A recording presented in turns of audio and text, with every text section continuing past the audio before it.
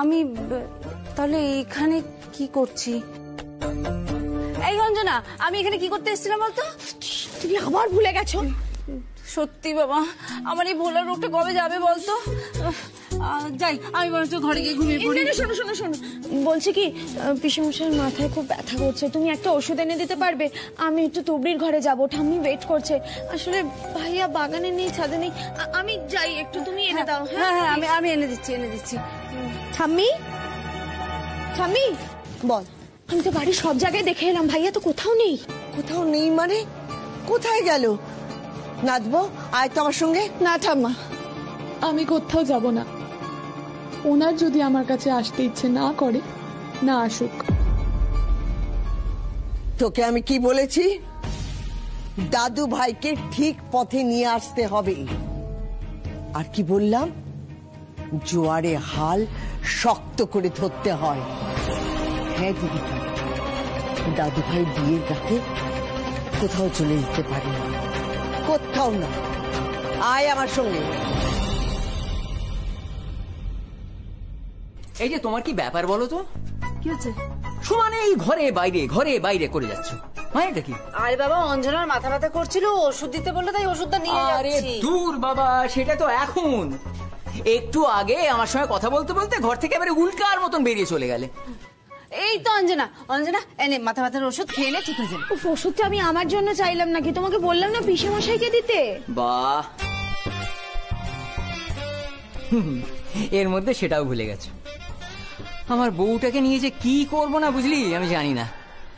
একটু আগে ঘরেতে এসি চালাবে বলে জানলা বন্ধ করতে গিয়ে অর্ধেক বন্ধ করে হুড় করে ঘর থেকে বেরিয়ে চলে গেল। জিজ্ঞেস করে কেন, বলতে পারবে না। এখন আবার উদর পিন্ডি গুদর, ওই শরৎ চাইলো ওষুধ দিবে এই অঞ্জনাকে।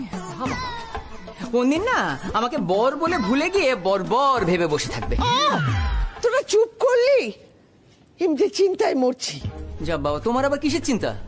অর্জুন নাথবর সঙ্গে রাগারাগি করে ঘর থেকে বেরিয়ে গেছে, বাড়িতে কোথাও খুঁজে পাওয়া যাচ্ছে না। এই তুই গাড়িটা বার কর না, একবার খুঁজে দেখি কোথায় গেছে। আমি তো এর সাথে কি ব্যাপারে কিচ্ছু বলিনি, ঠাম্মাও বলেনি, তাহলে আপনি জানলেন কি করে? আর হ্যাঁ, আপনি প্রথমেই বললেন যে আপনি কিচ্ছু করেননি। এতেই প্রমাণ হয়েছে যে এই সব কিছুর পিছনে আপনিই আছেন, আপনার কাজ এটা।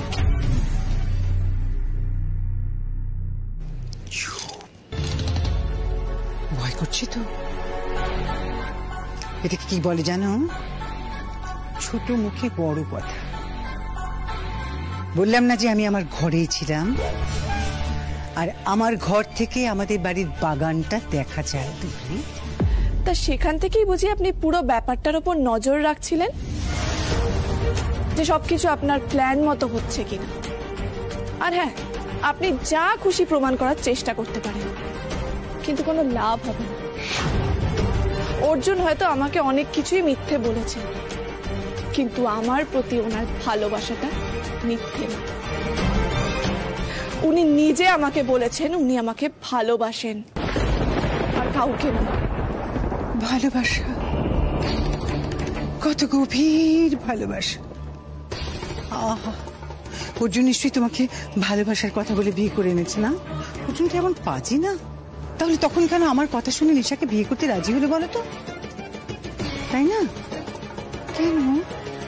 তার মানে তোমার প্রতি নিশ্চয়ই অর্জুনের এতটা ভালোবাসা ছিল না, নইলে আমার কথা শুনে সঙ্গে সঙ্গে নিশাকে বিয়ে করতে রাজি হতো না। মোহ, বোঝো? মোহ। তোমার সঙ্গে অর্জুন যেটা করেছে সেটা তোমার প্রতি মোহের বশে করেছে, ভালোবাসা নয়। এখন ভুল বুঝতে পেরেছে, তাই ছুটে গেছে নিশার কাছে। আমি অর্জুনকে ফিরিয়ে দিয়েছিলাম বলেই উনি নিশাকে বিয়ে করতে রাজি হয়েছিলেন। অর্জুন তো নিশার কাছে যাননি, নিশা এসেছিল অর্জুনের কাছে।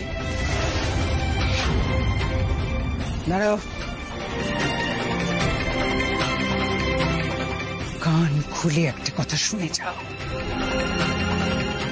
আর বুঝেও নাও, তাতে তোমারই ভালো হবে। আমি তোমাকে মানি না, আর আমার ছেলের যা স্ট্যাটাস, তাতে তোমাকে নিয়েও মানুষের সামনে গিয়ে দাঁড়াতেও পারবে না। আরে ভাবো না কিছু মামি, এরপরে কি হবে? ভাবছি দাঁড়া, ভাবতে দে। ভাবো ভাবো মহুয়া, ভাবো ভাবো, এমন একটা প্ল্যান ভাবতে হবে যাতে সাপও মরবে, লাঠিও ভাঙবে না, যাতে যাতে নিশার দিকে কেউ আঙুল তুলতে না পারে।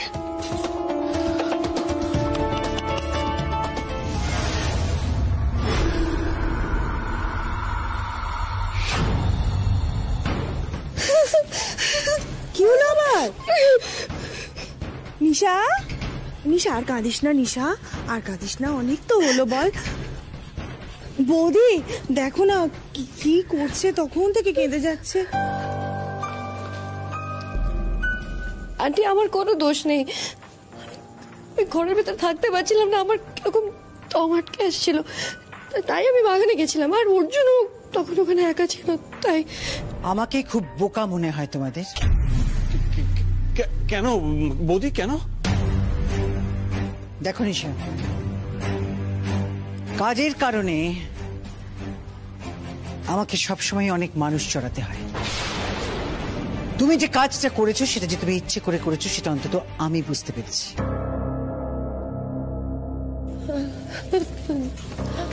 আন্টি তুমি আমাকে ভুল বুঝছো। কি কেস হলো? বৌদি তো তুবড়িকে হাঁটাতে চায়, তাহলে হঠাৎ নিশাকে এভাবে বলছে কেন? নিশা, নিশা বলছি, সত্যি কথাটা বলে দে না, এখানে কিচ্ছু লুকোবার নেই। নিশা তুই বলে দে যে তুই ইচ্ছে করেই করেছিস, কিন্তু মনের অনেক কষ্ট থেকে। বলে দে নিশা। হ্যাঁ বল না, আরে বল, তুই যে তুবড়িকে এই বাড়ি থেকে তাড়াতে চাস, মানে অর্জুনের জীবনে তো ওই মেয়ে থাকতে পারে না, না ও তো এই পরিবারের যোগ্য নয়, ওই মেয়ে তো পাতে দেওয়ারই যোগ্য নয়। তুই যে চাস তুবড়ি যাতে অর্জুনের জীবনে না থাকে সেটা বলে দে। তোমার মামা যে কথাগুলো বলছে সেগুলো কি সত্যি? তুমি কি সেই জন্যই গিয়েছিলে কাজটা করতে? কি হলো বলো?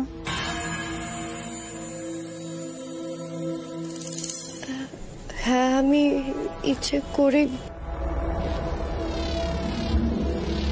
আমার চোখ তাহলে তোমাকে চিনতে ভুল করেনি নিশা। দুধ চাই, কোন দিকে যাচ্ছে ব্যাপারটা বুঝতেও তো পারছি না। তোমাকে চিনতে আমারও সময় লাগেনি, তুমি গিরগিটির মতো, বাড়ির লোকের সামনে এক, আর আলাদা হলেই তুমি অন্যরকম। আমার দিকে তাকাও, আমার দিকে তাকাও নিশা। আমি খুশি হয়েছি, তুমি কাজটা খুব ভালো করেছো, কিন্তু এবার আমাকে বলো যে তুমি এই কাজটা কেন করেছো? আমি বৌদি, আমি নিশাকে শিখিয়েছিলাম সব, তোমার কথা রাখার জন্যই তো। নিশাকে বলতে দাও মহুয়া, তুমি চুপ করো। একটা কথা মনে রেখো, তুবড়িকে তাড়ানোর জন্য তুমি যা খুশি করবে ঠিক, কিন্তু আমার ছেলে যদি মনে কোনো কষ্ট পায় তাহলে কিন্তু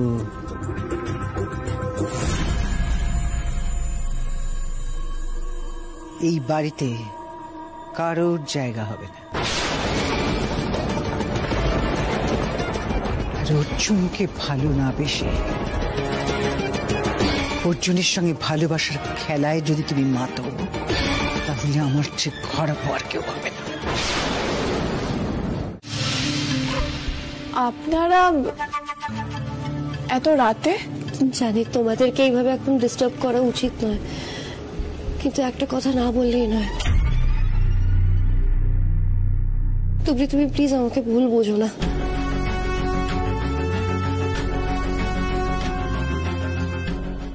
আবার কি হলো নিশা? দেখ না অর্জুন, সমানে কেঁদে যাচ্ছে। আমি কত করে ওকে বলছি, সমানে বলছে যে আমি ওদের মাঝখানে চলে এলাম।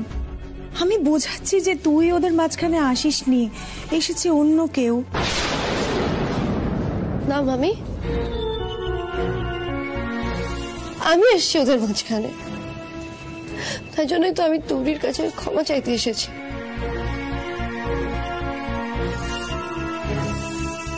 তুমি বিশ্বাস করো, আমি যদি আগে জানতাম যে তোমাদের মধ্যে ভালোবাসার সম্পর্ক আছে, তাহলে আমি এখানে কোনোদিন আসতামই না। তোমাদের সম্পর্ক কথা জানতাম না বলেই সেদিন ওইভাবে গয়নার দোকানে ওরকম আচরণ করে ফেলেছিলাম। আমি সবকিছুর জন্য তোমার কাছে ক্ষমা চাইতে এসেছি। ঠিক আছে, এসব কথা আপনাকে এখন ভাবতে হবে না। অর্জুনকে আজকে বাগানে একা বসে থাকতে দেখে আমার খুব কষ্ট হয়েছিল। মনে হয়েছিল তোমাকে বিয়ে করেও ভালো নেই।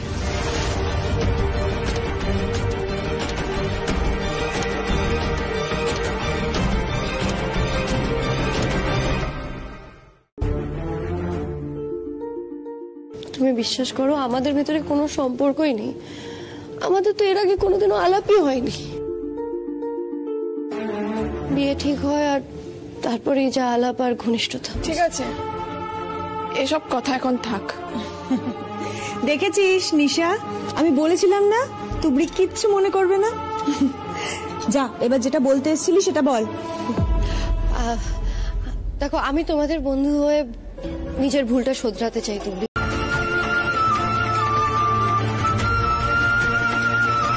কই, এটা জানি না তো। কেউ জানে না, জানি শুধু আমি। দাদুভাইয়ের হাতে হলুদ দেখে আমি ওকে জিজ্ঞেস করেছিলাম,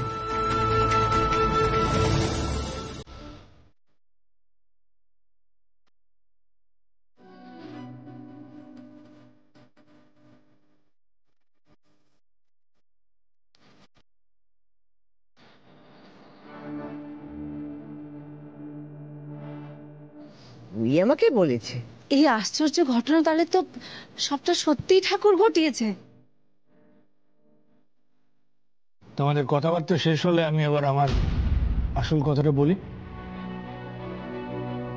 আমি একটা জিনিস লক্ষ্য করছি, অর্জুনের বিয়ের পর থেকে বাড়িতে দুটো দল হয়েছে।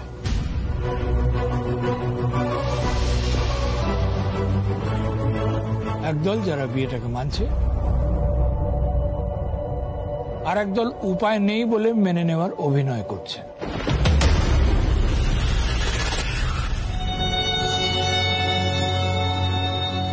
কাকাবাবু, আপনি ঠিক কার কথা বলছেন?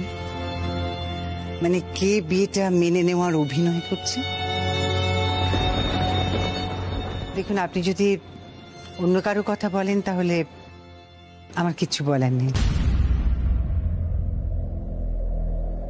কিন্তু আপনি যদি আমার কথা বলেন তাহলে বলবো আমি অভিনয় করছি না। আমি মেনে নিয়েছি, মানে মেনে নিয়েছি।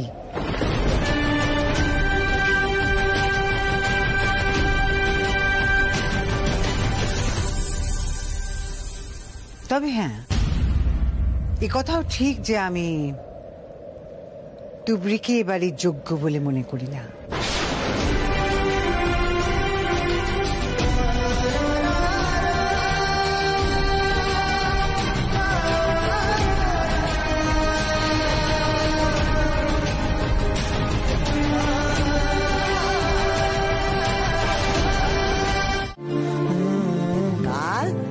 কাল হচ্ছে ভাত কাপড়, আর তারপর হচ্ছে ফুলসজ্জা।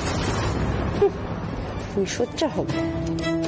তোমার এই জীবনে ফুল আর তুমি পাবে না, কাটা পাবে।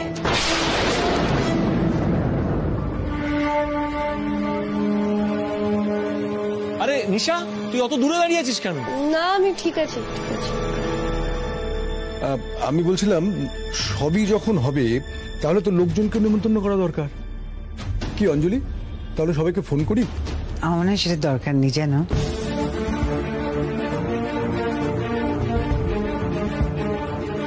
কেননা কাকাবাবু তো বলছিলেন নিয়ম মানার কথা, তো অনুষ্ঠান করা মানে লোকজনকে ডাকাটা তো নিয়মের মধ্যে পড়ে না। কিন্তু অনুষ্ঠানের মধ্যে তো পড়ে। আমি বলেছি সমস্ত আচার অনুষ্ঠান মানা হবে। লোকজন আসবে, বউকে দেখবে, নাকি বউকে লুকিয়ে রাখবে ভেবেছ? কাকাবাবু, আসলে কি হয়েছে জানেন, বিয়ের দিন তো আমরা কাউকে বলে উঠতে পারিনি। এখন রিসেপশনের দিন যদি হুট করে সবাইকে ডাকি তাহলে কিরকম যেন অস্বস্তিকর পরিবেশ হবে না বলুন? না, লোকজন যে জানে না তা নয়, মানে মিডিয়া তো সব প্রকাশই করে দিয়েছে। আমি শুধু ভাবছিলাম কি জানেন তো, ওই পরে যদি একটা বেশ বড় করে রিসেপশন পার্টি করা যায়। হ্যাঁ, আমারও মনে হয় যে এটা ভালো একটা প্ল্যান, কারণ একদিনের মধ্যে সবটা করে ওঠা খুবই কঠিন হবে। সরোজ, কিচ্ছু কঠিন নয়, কিচ্ছু কঠিন নয়। আরে বাবা, লোক আছে, বলে দিলেই সব ব্যবস্থা হয়ে যাবে। এই তো এনগেজমেন্ট পার্টিটা হলো, আমাদের কিছু করতে হয়েছিল নাকি? না, আমারও মনে হয় যে এখনই এত কিছু করার দরকার নেই। হ্যাঁ, একদিক থেকে কিন্তু ভালোই হলো। ওই যে আন্টি বললো না আগে তুবড়ি নিজেকে যোগ্য করে উঠুক, আর ততদিনে তুবড়ি এই বাড়ির আদব কায়দা একটু একটু করে শিখে না হয় যোগ্য হয়ে উঠবে।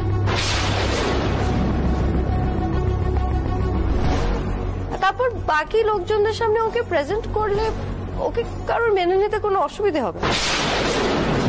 প্লিজ, আমার না এবার খুব বিরক্ত লাগছে। তখন থেকে আমি একটাই কথা শুনতে পাচ্ছি, ও নাকি এই বাড়ির যোগ্য নয়, ওকে নাকি এই বাড়ির আদব কায়দা জানতে হবে, নাহলে লোকজনের সামনে নাকি ওকে প্রেজেন্ট করা যাবে না। এগুলো একটা মানুষকে বলা মানে না তাকে অসম্মান করা। যোগ্যতা কিসে বিচার হয়? টাকা পয়সায়? আচ্ছা, এখন যদি আমার বোনের বিয়ে আমাদের থেকে 50 গুণ একটা বড় লোকের বাড়িতে হয়, আর ওই বাড়িতে দিন রাতে একটাই কথা শুনতে হয়, ওই বাড়ির যোগ্য নয়, ওই বাড়ির যোগ্য নয়, তাহলে ও মেনে নিতে পারবে তো? না আমরা পারবো সেটা মেনে নিতে? বলো।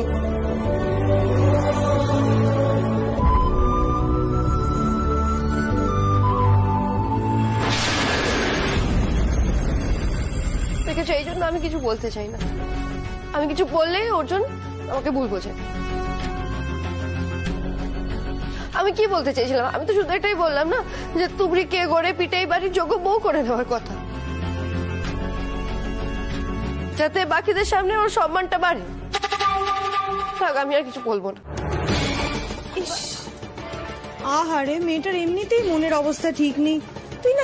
তুই বলতো, তুই তার মধ্যে ওকে এতগুলো কথা শুনিয়ে দিলি। অর্জুন, যাও না, একটু দেখো না মেয়েটা কি করছে। হ্যাঁ, দেখছি দেখছি। মনে হয় কোনো প্ল্যান আছে, হয়তো আমাকে বললে প্ল্যানটা বিগড়ে যেতে পারে, তাই আমাকে বলেনি। বুঝে গেছে তো যে আমি ওর শত্রু, তাই আমাকে বলেনি। ঠিক বিশ্বাস করতে পারছে না। আমার মনে হয় তোমাকে তো এখনো তেমন অবিশ্বাস করে না, তাই দেখো না যদি তুমি পারো কথাটা বার করতে। বেশ, ঠিক আছে, তুমি টেনশন করো না, আমি ওর পেট থেকে খবর বার করবই। কিন্তু খুব সাবধান, ও মেয়ে ভীষণ ধুরন্ধর। যদি কোনোভাবে টের পেয়ে যায় না যে আমি এই পুরো খেলাটা খেলছি, তাহলে কিন্তু ভীষণ মুশকিল হবে। নো টেনশন বৌদি। আরে মহুয়া থাকতে তুমি এত টেনশন কেন করছো? তুমি ধরে নাও এই আমি গেলাম, আমার খবরটা নিয়ে এসে তোমায় দিয়ে দিলাম। আগে থেকে অত লাফিও না, আগে কাজটা করো।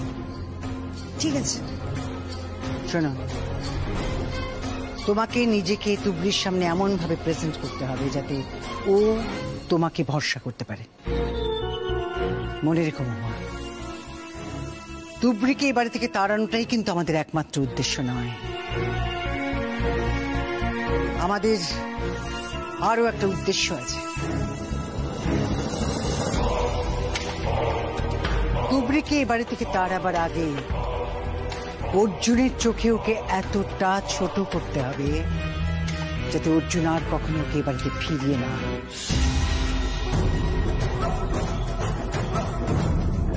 নিচে নামাতে হবে, বুঝেছ? অনেকটা নিচে নামাতে হবে। কথাটা মনে রেখো। যাও, কথা বলো আর ফিরে এসে আমাকে খবরটা দিও।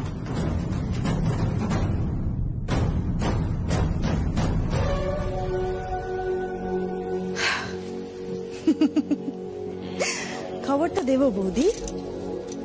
তুবড়ির কাছে তুবড়ির ভরসার মানুষ হয়ে উঠবো, আর তোমার কাছে তোমার ভরসা। তুমি চলো ডালে ডালে, আর আমি চলি পাতায় পাতায়। এবার আসল খেলাটা তো খেলবো আমি। আসবেই, একবার তো কেউ আসবেই এই ঘরে। অর্জুনের মা তো আসবেনি, তখন যে করেই হোক আমাকে বেরোতেই হবে।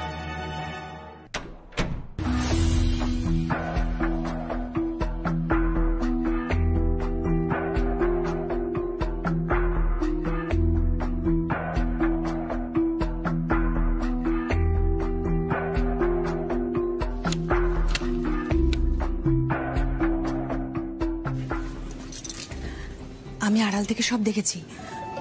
বড় বৌদি তোমাকে এই ঘরে আটকে রেখেছে। এখন ওই ফরেন ক্লায়েন্টদের সঙ্গে ভিডিও কনফারেন্সে ব্যস্ত, তাই লুকিয়ে লুকিয়ে তোমার কাছে এলাম। কি হয়েছে গো, তোমাকে এই ঘরে আটকে রেখেছে কেন?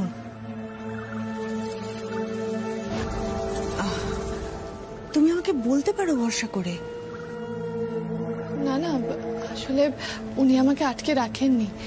আমাদের তো আজ কাল রাত্রি, যাতে অর্জুনের সাথে আমার দেখা না হয়ে যায় সেই জন্য উনি ঘর থেকে বেরোতে বারণ করেছেন। ওরে শেয়ানা, সেই জন্য বুঝি কাঁদছিলে? এখন মুছে কি হবে, দেখে ফেলেছি তো। দেখো, বড় বৌদিকে আমি বহুদিন ধরে চিনি, খুব ভালো করে জানি উনি কেমন মানুষ। তাই আমি এটাও বুঝতে পারছি যে তুমি সত্যি কথা বলছো না। কি হয়েছে, কোনো গন্ডগোল হয়েছে? আমাকে বলো না, বলতে পারো তুমি।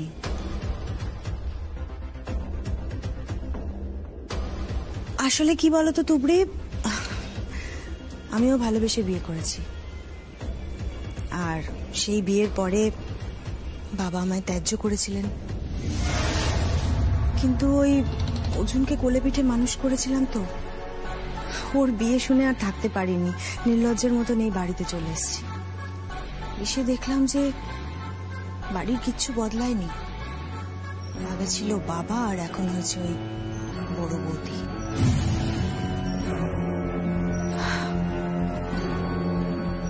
অর্জুনকে ভালোবেসে তুমি এই বাড়িতে এসছো, বড় বৌদি তোমায় সহ্য করতে পারছে না। আমার সাথেও যে খুব ভালো ব্যবহার করছে তা নয়, তবে তুমি লক্ষ্য করে থাকবে যে আমি সারাক্ষণ ওনার হাতে হ্যাঁ মেলাই। কিন্তু বিশ্বাস করো, ওটা আমার বাইরে বাইরে, ভেতর থেকে আমি মানুষটা একদম আলাদা। তুবড়ি, এই বাড়িতে আমার থেকে বেটার তোমাকে কেউ বুঝতে পারবে না। আর তো কেউ ভালোবেসে বিয়ে করেনি। প্লিজ বলো কি হয়েছে, দরকার পড়লে আমি তোমায় হেল্প করব।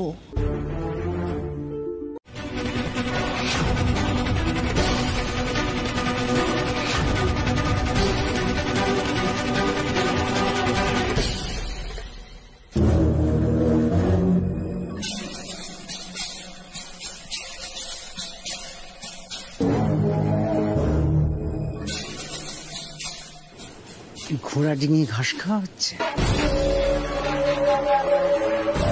তুবড়ির প্ল্যানটা তোমার আমাকে বলার কথা ছিল। শোনো মোহন, অঞ্জলি বোস কিন্তু অন্য ধরনের মানুষ। তুমি যদি মনে করে থাকো যে ডাবল গেম খেলবে, তাহলে কিন্তু ফলটা উল্টো হবে।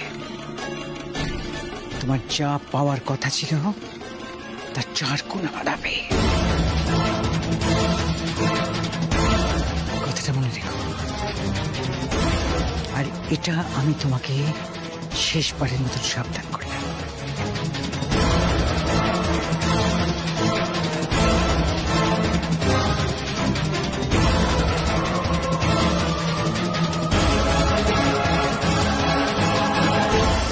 তুই এত লাফালাফি কেন করিস?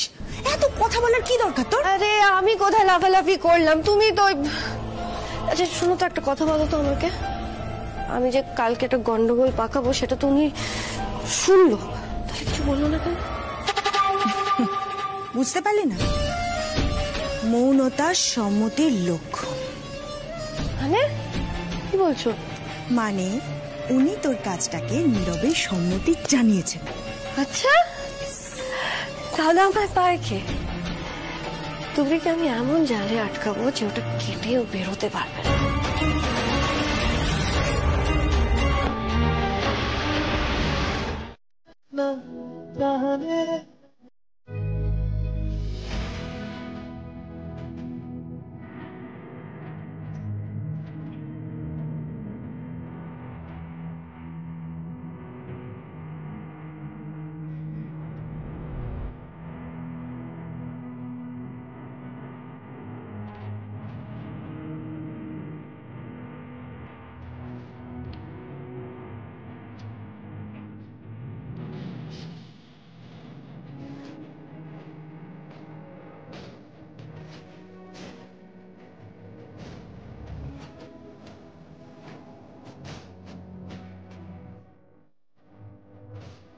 তোমাকে যদি এই ঘরের অবস্থাটা এখন দেখাতে পারতাম অর্জুন, তাহলে তুমি বুঝতে পারতে আমি কতটা ঠিক।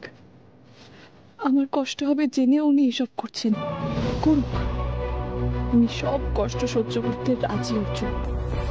তবু তোমার মায়ের আসল রূপ জানার পর তোমার মাকে আমি কখনো মন থেকে ভালোবাসতে পারবো না, শ্রদ্ধাও করতে পারবো না। তুমি সবার সামনে কথা দিয়েছো ঠিকই, কিন্তু আমি বেশ বুঝতে পারছি আমার মা তোমার চোখে একজন খারাপ মানুষ। তোমার এই দৃষ্টিভঙ্গি তোমাকে বদলাতে হবে তুবড়ি। যতদিন না তুমি আমার মাকে ভালোবাসতে পারবে ততদিন তুমি আমার মন পাবে না, একদমই নয়। না মা, দিব্য ঘুমিয়েছে। আসলে প্রথমে বোধহয় ওর একটু শীত করছিল, জানো, এসি ঘর তো অভ্যেস নেই। তারপর আমাকে আবার কিছু বলেও নি, পাছে আমার ঘুম ভেঙে যায়। আমি হঠাৎ মাঝরাতে তেষ্টা পেয়েছিল, জল খেতে উঠে দেখি সে কুঁকড়ে মুকড়ে শুয়ে আছে। তাড়াতাড়ি করে গায়ে ভালো করে চাদর দিয়ে দিলাম, তারপর থেকে একদম খুব ঘুমিয়েছে, কোনো হুঁশই ছিল না। মা বলছি, কাল রাত্রি তো শেষ হয়ে গেছে, আমি এখন এই ঘর থেকে বেরোতে পারি তো? ও পারবি পারবি, নিশ্চয়ই পারবি। এখন যা তো দিদি, তাড়াতাড়ি করে স্নানটা সেরে আয়। আজ তোর বউ ভাত, সকলের জন্য কিন্তু তোকে আজ রান্না করতে হবে। আর দুপুরবেলা আমার দাদু ভাই ভাত কাপড় দেবে তোকে। চ চ চ চ চ চ তাড়াতাড়ি চ চ। আরে তুবড়ি, এইটা তোমার 10 মিনিট? কতক্ষণ স্নান করতে লাগে? হ্যাঁ আচ্ছা আচ্ছা হয়েছে, এবার ওকে ছাড়ো, এদিকে আসতে দাও। কি কি রান্না করতে হবে? তোমাকে ভাত, ডাল, থাক হয়েছে, এবার আমি বলছি। ভাত, ডাল, ভাজা তো শুনলেই, সঙ্গে তরকারি, পায়েস, চাটনি, পাঁপড়। মা বলে দিয়েছে তোমাকে এসব রান্না করতে হবে না, শুধু পায়েসটুকু রান্না করলেই হবে। না না কাকিমা, আমি সব পদই রান্না করতে পারবো, মাত্র এই কয়েকজনের তো রান্না। এই কটা মানুষ নয়, তুমি এই সময়ের মধ্যে সবটা রান্না করে উঠতে পারবে কি? থাক থাক থাক থাক। আশীর্বাদ করুন যাতে পারি। আশীর্বাদ? আমার আশীর্বাদে যদি কাজ হতো তাহলে কি আর তোমার এই... যাকে ঠিক আছে, আশীর্বাদ করলুম। জমিয়ে রান্না করো, খাইয়ে সবার মন জয় করো।